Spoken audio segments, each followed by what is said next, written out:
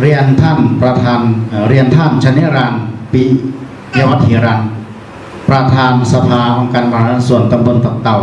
ประธานในพิธีที่เคารพ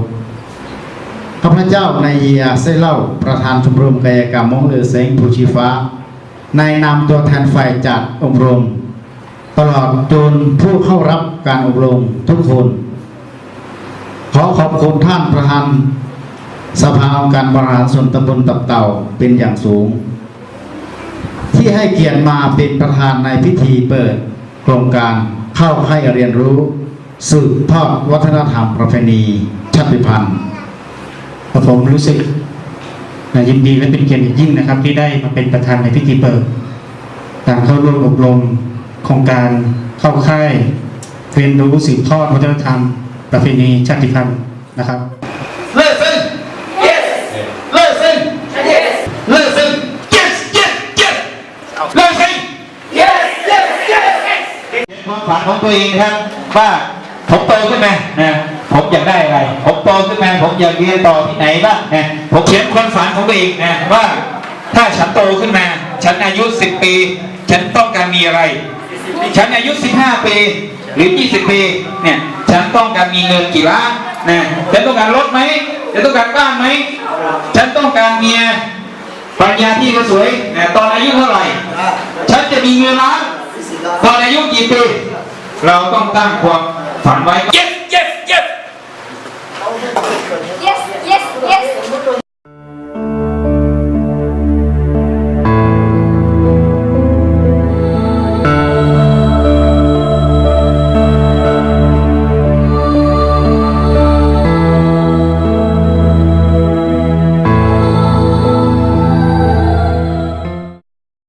ค่ะความฝันนะคะก็